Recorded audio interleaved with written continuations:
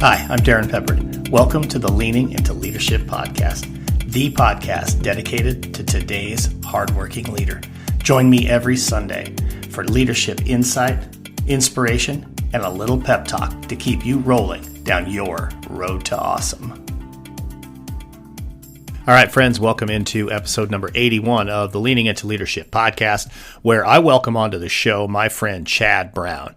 And I'll tell you real quick about Chad. He is a leadership engagement expert. He coaches executives and entrepreneurs in the art and science of leadership, not only for themselves, but for their teams, their clients, and to create new, unprecedented results and experience fulfillment in their work.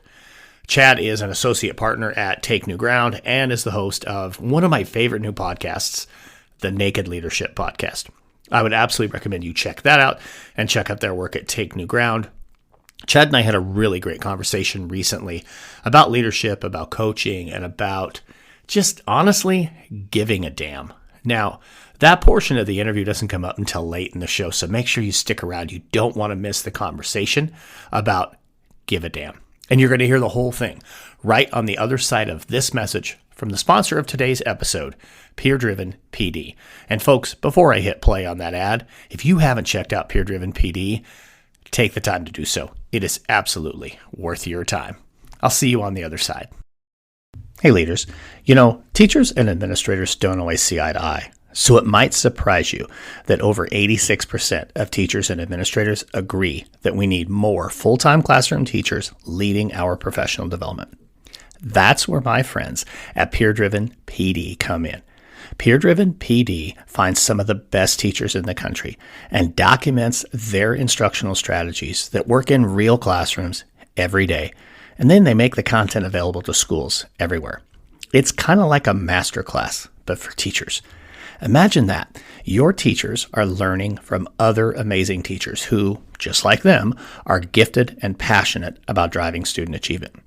And if you've got your own superstar teachers who deserve some exposure, Peer Driven PD will visit your campus and film your own teachers doing what they do best and share it on the platform for their colleagues and everyone else to see. What a huge morale boost that can be for a district. And just so you know, Mike Alpert, who's the company's founder, has been a guest on this very podcast. Check out episode 49. Mike's a former teacher and administrator who has worked with schools from coast to coast. He really understands the need for engaging PD that teachers will appreciate. Look, I've seen this work firsthand. It's unique, it's interesting, and it's just what you need if your teachers want more out of their professional development. Visit peerdrivenpd.com to request a quote. Tell them the Leaning into Leadership podcast sent you, and they'll give you a free trial access so you can check out all of their content and decide for yourself. As well, they'll give you an additional 10% off your first year's subscription simply for mentioning the Leaning into Leadership podcast. Go to peerdrivenpd.com today. Again, that's peerdrivenpd.com. This podcast is a proud member of the Teach Better Podcast Network. Better today, better tomorrow, and the podcast to get you there. Explore more podcasts at www.teachbetterpodcastnetwork.com. Now let's get on to the episode. Leadership coaching, what an essential element for high-performing leaders.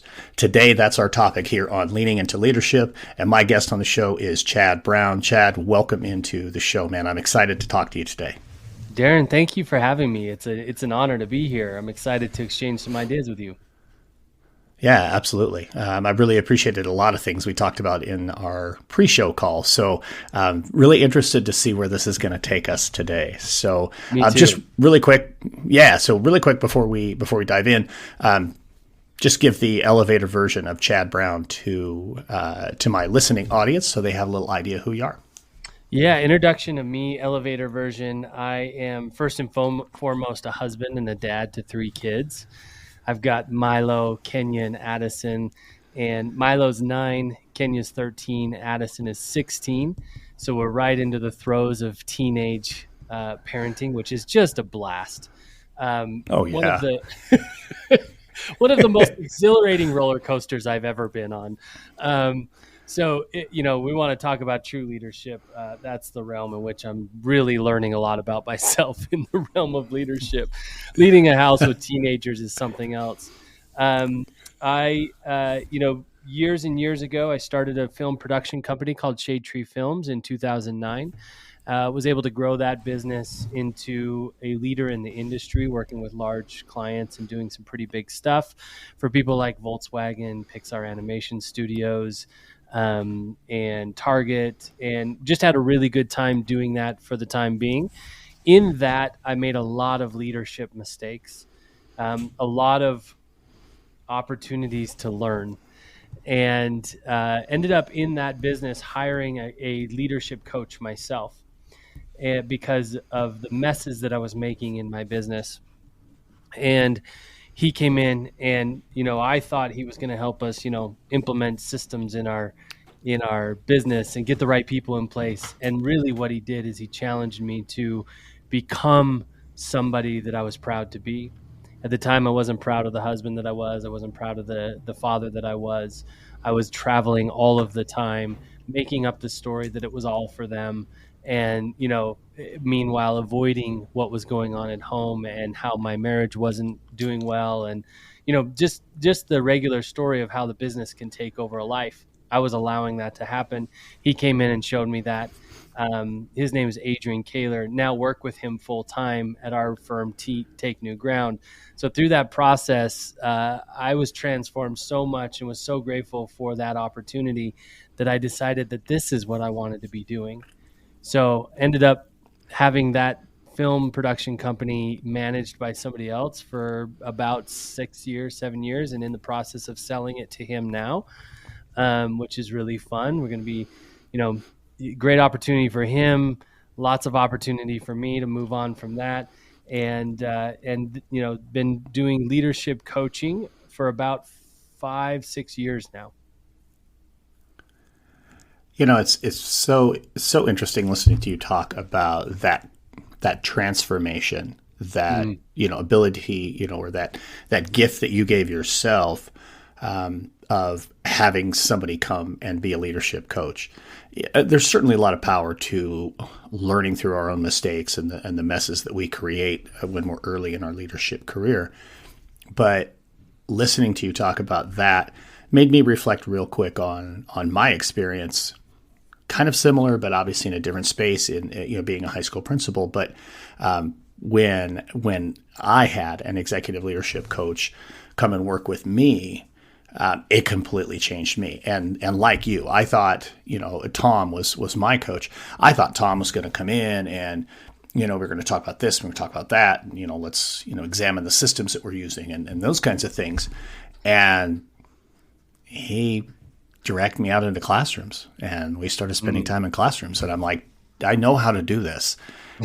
It wasn't that I didn't know how to do it. It was, I wasn't prioritizing it. He helped me really get my priorities in order. He helped me gain clarity and helped me be intentional, aligning my behaviors, my actions, my words with that clarity. And listening to you talk about that, it's why I do what I do as a leadership coach as well. So I find that really interesting. I mean, I don't know that every person that's in leadership coaching has that transformational experience, but let's just talk a little bit more about that experience for you and how you play that forward with people you're coaching.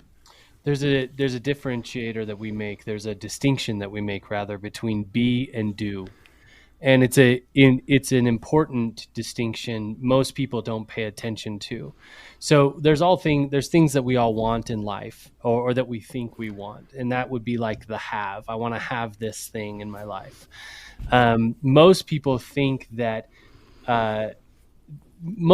life happens do, have, be, right? If I know what to do, I will have the thing that I want, and then I will be the person that I want to be, or be the person that does that, right? So you can think about this in the traditional sense of becoming a doctor or a lawyer. You go to school, get the degree, you go to the school, then you have the degree, and then you are a doctor. And we say, we contrast that with be, do, have, meaning we can become the thing first.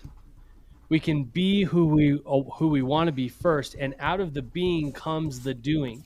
So that's how That's how those who are most proficient and seem to have the most excitement and fulfillment in their work, they've decided to be the person first that was worthy and qualified to be there. And then the doing comes out of that. So that informs, oh, what do I do next? How do I get creative? Where do I find possibilities? And then I will have the thing that I want to have. So we make that distinction. And for me, I thought, if somebody could just show me how to do this, then I would be good. If somebody could just show me it, come in and like show me how to work this system and how to talk to this employee and how to set up this contract and how to organize my time, all of that stuff. Those are all in the doing categories. Those are all tips, tricks, all of that sort of stuff. And I thought, hey, if somebody would just come in and show me how to do this, I'd be all right. Yeah. But the problem is that the same thinking that set up my current circumstances as somebody who was overwhelmed, always traveling, stressed out, not a good leader, that same thinking would go with me no matter what task or what system I put in place. And that's what Adrian helped me understand, is that we've got to start with the thinking first. If we can address the thinking, then we can create new possibilities. And nobody even needs to show you how to do these things, because the doing will come from that new way of thinking, right? So I was, for example, that can sound really philosophical, but let's bring it to the ground. So for example, in one of my very first calls with Adrian, I told him, I had all my complaints about the circumstances of the business at the time. And I said, all of this isn't working for me because I'm a family man. I want time with my family. I want meaningful time with my family. And he looked at me and he said, "You're lying." And I was offended. It's like, what do you mean I'm lying? Of course I'm not lying. I'm a family man. I love my family. I want to be with them, but this dang business keeps getting in the way. My employees make mistakes. My clients are demanding. I've got to make money. I would love to be with them, but I've got all of this other stuff. And he said, "You're lying." And you want to know how I know you're lying? Because if you wanted it, you'd have it. And that to me highlighted, it was a huge wake-up call. That's powerful. It's so powerful. It was a huge wake-up call to me. It's like, you create the reality that you live in. Your focus and attention will create what it is that you actually want. I saw a little meme earlier this morning that I thought was really, really interesting. And it said, if you want to know what was important to you last year, look at your calendar and your bank account. Look where your time was spent and your money was spent. That will show you what was important to you. And it's the same principle, right? It's like, look at the results that you have and just know that that's actually what you wanted. No problem. It's no bad. Like, there's no shame in it for me or for Adrian. That was what was so wonderful about working with him, is that there was zero shame involved in it. It's just like, hey, look, man, let's just look at reality. Let's let reality be the feedback. And if you don't like the results, guess what? If you created this, you could create something else. Love that so much. So many pieces in there I want to try to unpack. First and foremost, just thinking about even just the connection between time and money. If we look at our bank account, we can see where we spend our money. Same thing is true with the calendar. When we think about where do we put our time, where do we put our energies as leaders, that tells us what we say our priorities are. That was one of my big takeaways working with Tom was, he sat down with me at a point and he's like, what's important to you? What do you truly value? What do you see as the vision for this organization? And how do you think you can get there? And I don't think I could honestly answer what mattered to me. I mean, I could say a couple of things that it probably would have been the same, like with Adrian telling you, hey, you're lying. but I don't even think I had enough clarity of what really mattered to me. Because for me, it was the whole Superman thing. I was trying to be everything to everybody. Yes. And at the expense of my family, similar to your experience. But that was when, for me, it was kind of that, okay, you got to figure out what's important. And then you need to, I call it balcony level leadership, where let's go stand on the balcony and look, where are you putting your efforts and how are you doing in these areas you claim are important? When I coach people, I love to go talk with their employees. And obviously I work mostly with schools. So I'll go talk to students. I want to know, are the things that the person I'm coaching says are important, that they truly value, that's really going to move the needle in their schools. Do their employees know that?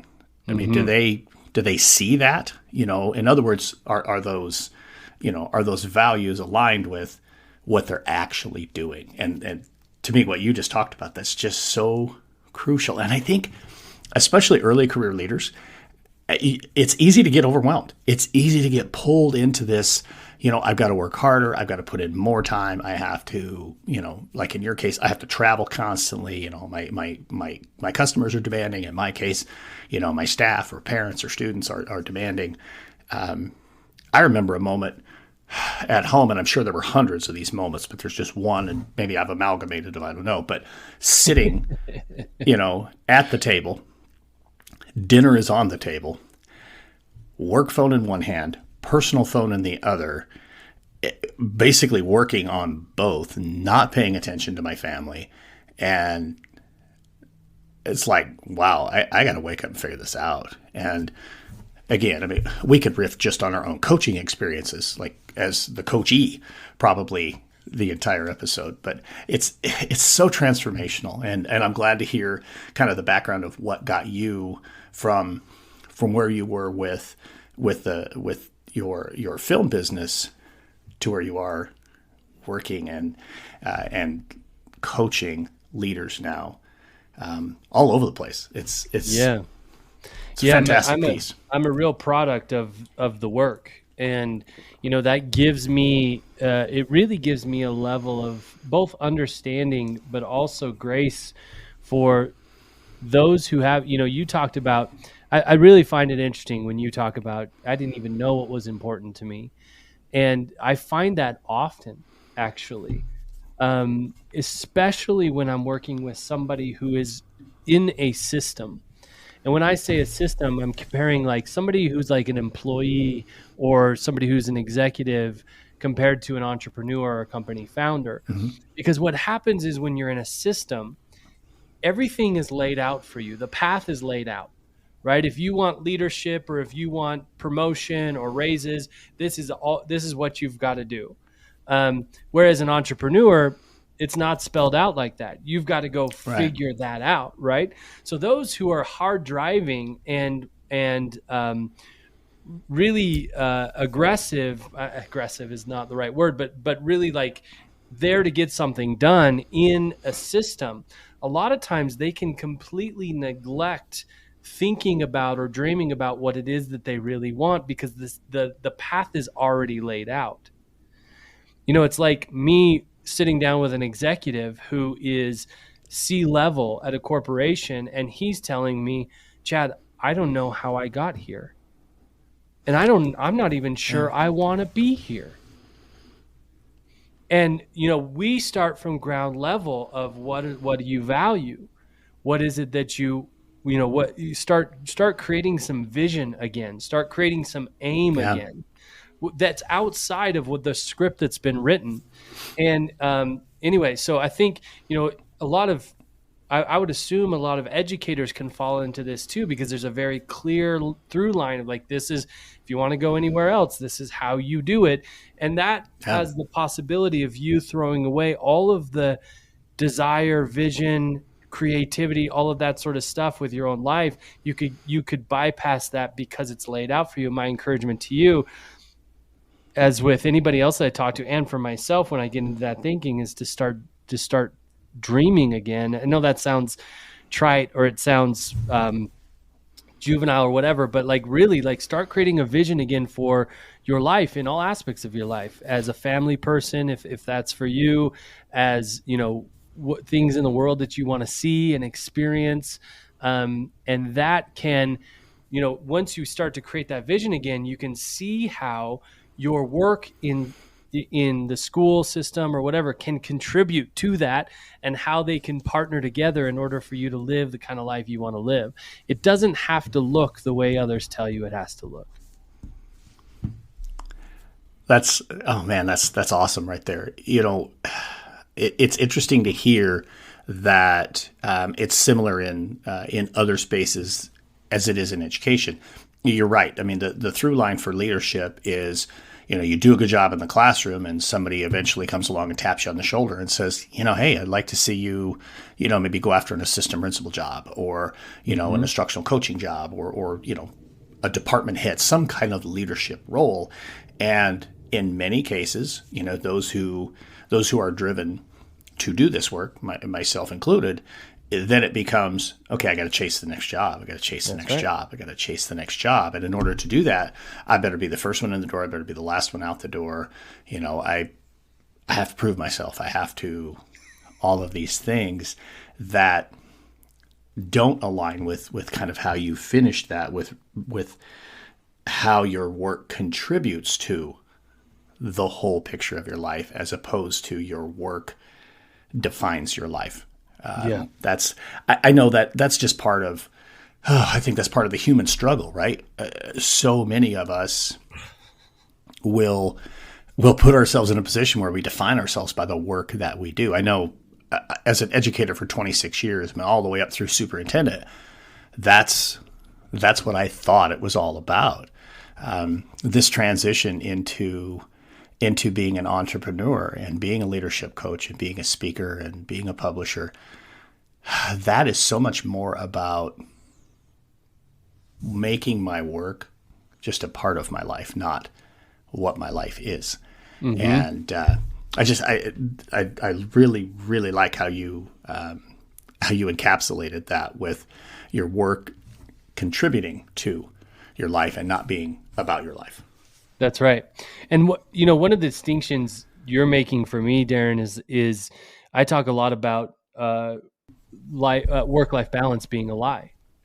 And the reason that I talk about it in that sense is that what you're describing to me is the fallacy of work-life balance. It's like, oh, I've got to try to balance out all the areas of my life. My work's over here, my personal life's over here. They don't intertwine, they don't intermingle, and I've got to make sure that they're balanced at all times. Well, that's just not going to happen, because all areas of life demand certain levels of focus and attention at different times in life. And so what I encourage people to start to think about is work-life integration. How are they both supporting each other? How do they both inform each other?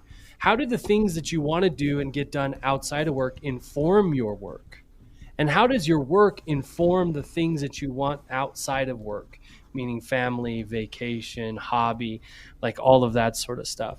And if those two can work together, integrated to support each other, then it relieves the stress of balance, quote unquote, the idea of balance. And, whenever we're balancing something, you think about like the justice scales, right? Right. We're putting two things on there and they've got to weigh out. And if they don't, then something's out of balance and that's wrong. We've got to balance out the scale. And life is just never going to look that way. So if your goal is, it's like having the goal in life to always be happy. I hear that so often. What's your vision? What do you want? What do you want out of life? Oh, I just want to be happy. Well, always? I don't think so. I don't think that's realistic. So if you think that's realistic, that's going to stress you out. And B, if you were never not happy, you wouldn't know what happiness was. Oh yeah, without question. Yeah. So the same sort of thing is like in my opinion, we got to get less interested in this balance idea and more interested in the integration idea, so that we feel like holistic people everywhere we go. In fact, you really don't have a choice. You're your whole person at work and you're your whole person at home. You're taking work home with you. You're taking home with you to work. You can't avoid that.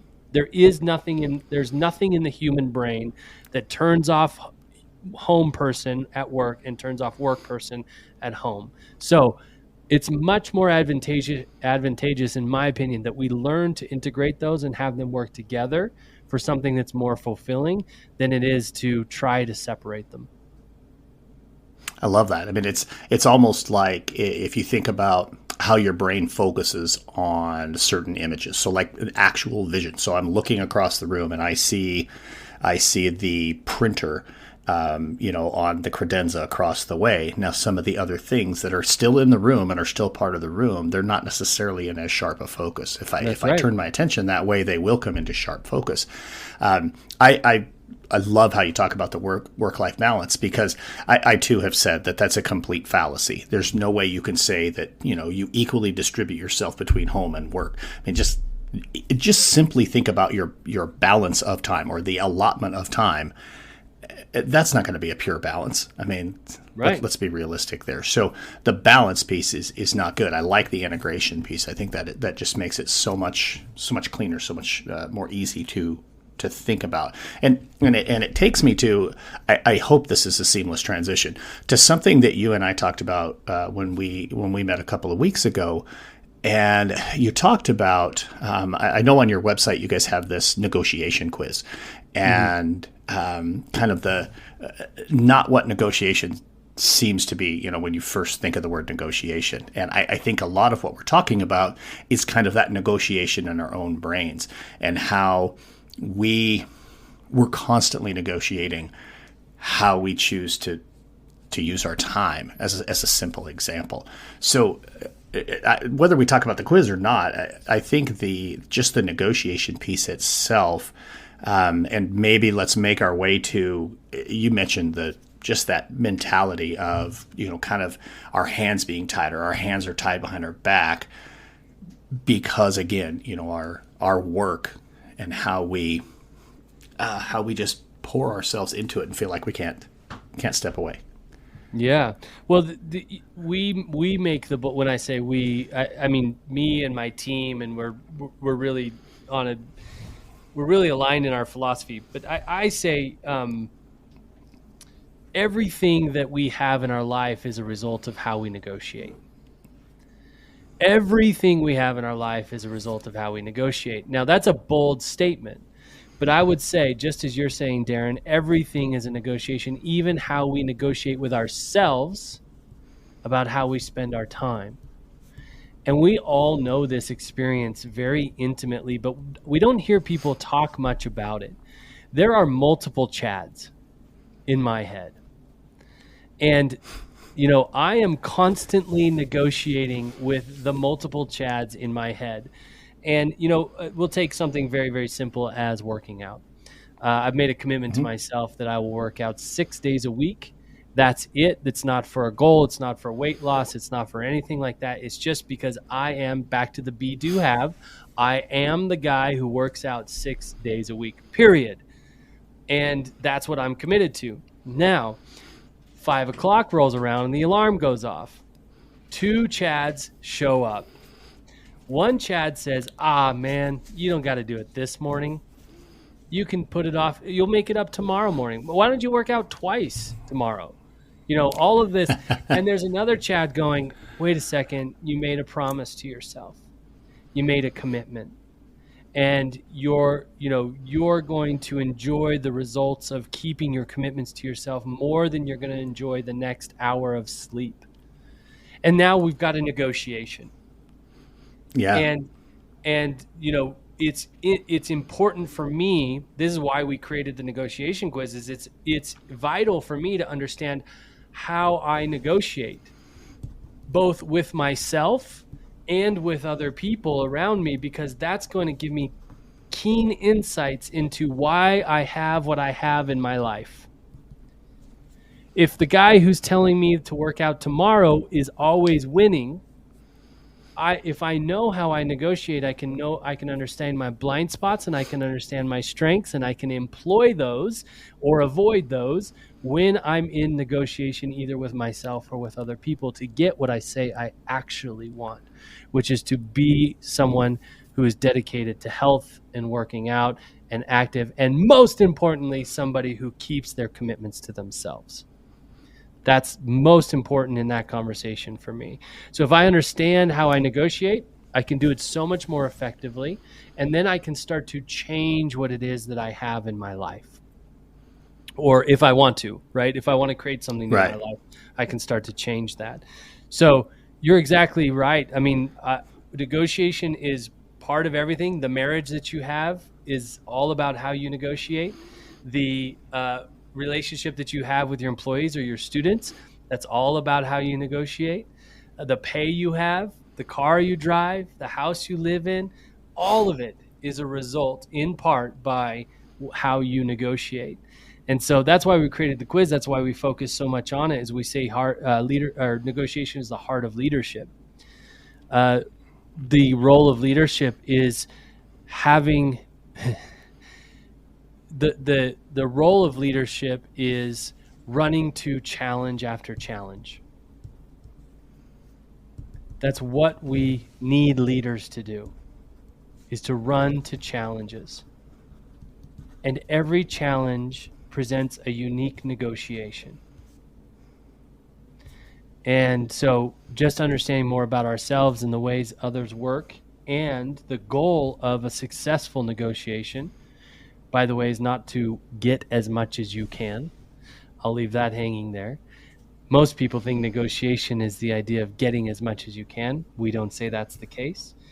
But understanding your aim in the negotiation and running to the challenge makes you a definitively effective leader. Well, that's some super powerful stuff right there. I think just listening to you talk about that self-negotiation just really had my leadership brain just rolling and rolling and rolling. And to me, the most effective leaders are going to be those ones who know where their own negotiation blind spots are. And very crucial, obviously, when we're when we're negotiating with anyone else. But would it be fair to say that the best leaders are the ones who are very good at negotiating with themselves? Don't you have to be good at that first to be a good leader? First and foremost, self-leadership is the foundation of effective leadership. And that would include negotiation. If we're not good at leading ourselves, we can pretend for a while, but we'll be exposed. And we're going to employ tactics that aren't going to work well for the long run, right? So I would say, when we're brought in to work with a team, maybe say the challenge that they're up against is high turnover, and we come in, most of the leaders that bring us in think we're going to go and find out what's wrong with their people. What's wrong with the employees? Why is everybody leaving? Why is everybody, millennials and this generation, they're so lazy. They don't want to work. They want high pay, but they don't want to work. And that's how they think we're going to come in and solve that problem and find them the right people who will take their low pay and their, distrusting culture. And that's not where we go at all. We go straight to the leader and start to evaluate where that leader has created the culture that they're saying they don't want. And that starts with self-leadership. That starts with how do they relate to challenge? How do they relate to the circumstances that they're in? What's at fault? Are they a victim or are they responsible? We're doing different evaluations to see where they stand with leadership for themselves, because if they can't lead themselves well, they can't lead others well. It's awesome stuff right there. As our time is starting to wind down just a little bit, I have to ask. I asked you the last time we were on together, and folks, if you're just listening to the podcast, you don't see the image, but over your right shoulder, there's a sign on your wall. I think it's a flag that says "Give a damn," and I love it. I think it's fantastic. Talk just a little bit about that. Care. I think, in the world of technology, in the world of systems, there's so much talk about, I come from the business world. This won't be as as applicable to maybe most of your audience, but we talk about niches and we talk about ICPs and we talk about, all of this sort of stuff. And what gets lost so much in that conversation is care. How are we showing up in a way that we care, that we give a damn about what it is that we're up to and the people that we're up to, it with? And so it's a constant reminder. I mean, this is where I do my coaching calls from, most of them, if I'm not traveling. So I'm staring into a screen with that over my shoulder, and they're staring into the screen with that over the shoulder. So it's a constant reminder to me to not lose lose care for the person that's in front of me. Same for them. All we're talking about in our conversations of leadership is how are we caring for others? How are we seeing the results that we're creating through others? And that rules all of the work, all of the conversations that I have with leaders is, are we, and if they're not interested in leading from a place of care, I'm not interested in working with them. No bad. Right. It's not a problem. They can do what they want to do. I've got no judgment around it. It's just not for me. I'm committed to the care and the humanness of leadership. Not the typical, how do I get the most out of these people that I can? Yeah. Well, I mean, this is where you and I are so much alike. To me, if you're a leader, you're in the people business. I mean, you're not in business, you're not in education, you're not in entertainment.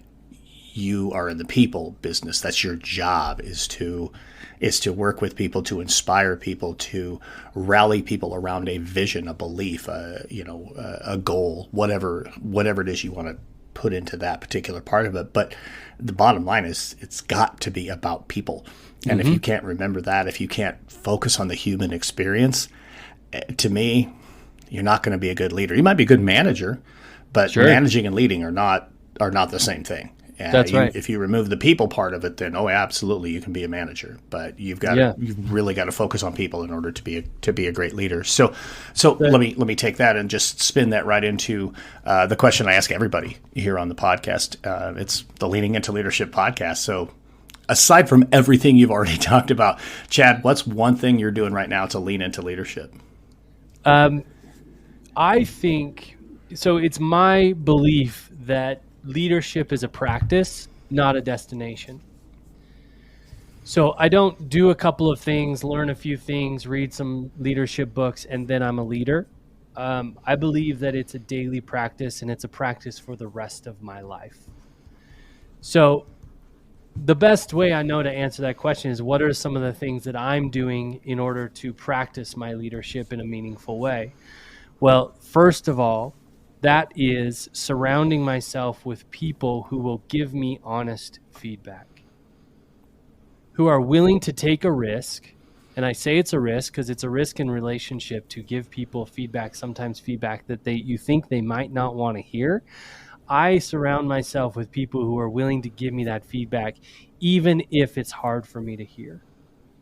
And then the practice is actually hearing it and actually taking it into consideration, because I'm just like everybody else. I'm often caught up in survival, and I don't want to look bad.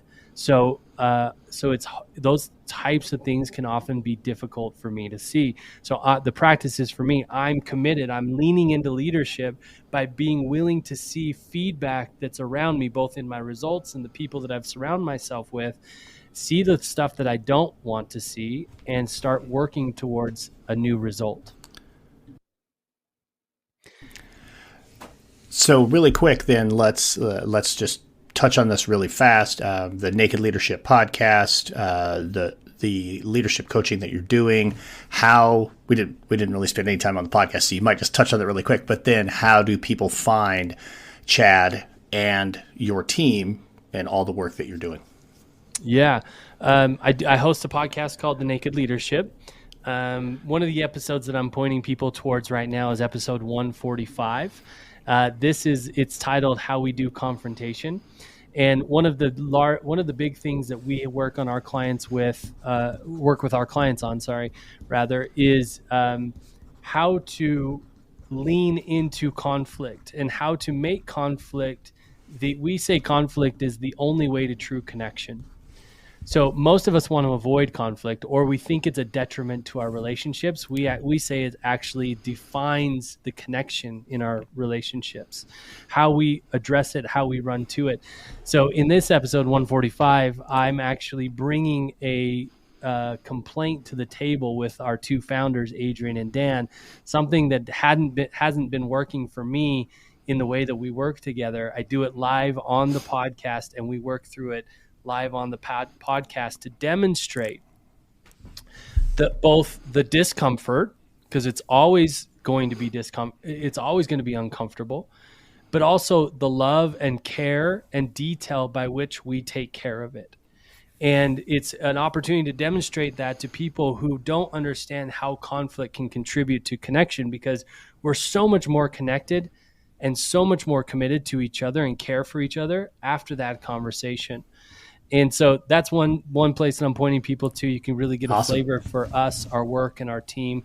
And that's what we do when we come in with teams as well, is we really work to help them create that connection through the conflict that naturally exists and should exist. We mentioned the negotiation quiz. People can go in less than 5 minutes. You answer 15 questions about how you relate to negotiation. And then after you answer those questions, it gives you the results of your type of negotiator. And it will give you a couple bullet points about that type of negotiator, and it will give you your potential blind spots and your strengths. So you can find that at negotiation.takenewground.com. Those are two interactive, value-creating ways that you can keep in touch. That's awesome. So I will put links to all of that in the show notes, folks, so you can go and check that out. And before this episode actually goes live and airs, I will go and take the negotiation quiz and share with you what my results were. That way I can tell you firsthand, yep, it's that quick and easy.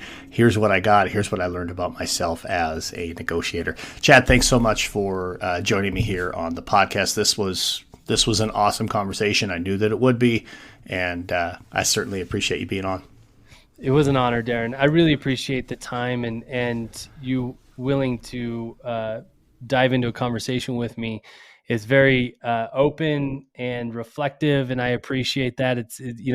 I thrive in conversations where we get to just play, where it feels like we're actually having a dialogue, and this has been really, really wonderful. So thank you. Oh, man, what a great conversation that was with Chad Brown. Thank you again, Chad, for coming on the show.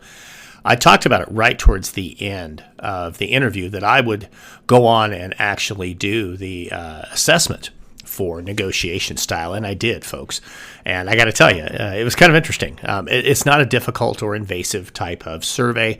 And actually what came out of the negotiation quiz had me really intrigued. I will tell you first the 5 different types of negotiators that can come out of this survey are the ambassador, the collaborator, the competitor, the compromiser, and the diva. Now, as I started looking at this before I even started the assessment, I thought, I wonder where I'm going to land. Well, shockingly, I say that sarcastically, I landed as a competitor. And when I take a look at the results that come out as a competitor, it says that one of my strengths is the ability to argue a point in a position. Yeah, that's me. Blind spot, becoming dogmatically combative, positioning the other parties and creating stalemates that undermine your interests. I don't know about that one, but I mean, I guess anything is possible. Since it's a blind spot, maybe I don't see that it's there. Several bullet points that you'll get when you take this quiz, that talk about your different strengths, and some things just as some insight for you. One that I found was interesting. The last bullet for me says you are uncomfortable with conflict and confrontation. You tend to view negotiating as conflict producing and therefore harmful to those involved. Yeah, that's pretty much me. To a T, that is me. And I think it's interesting. I really do. So make sure you go and take this quiz. Folks, I put the link in the show notes. It'll take you about 3 minutes. And seriously, it's worth the reflection, worth the opportunity for you to just kind of think about who you are as a leader and think about who you are as a negotiator. So thank you for sharing that with us, Chad. Thank you for sharing that with us. Take new ground. And now it's time for a pep talk.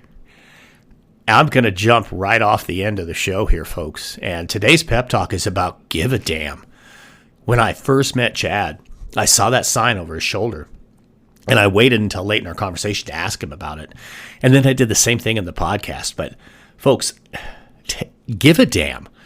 You know, so often, especially in highly politically charged times like we're in right now, people have a tendency to ride a fence or to just kind of sit back and allow others to take a stance because they might worry that taking a stance puts them in a difficult or in a compromising position. And the truth is, that can definitely happen. But I think the other side of it is, you know, we've all heard the phrase, if you don't stand for something, you'll fall for anything.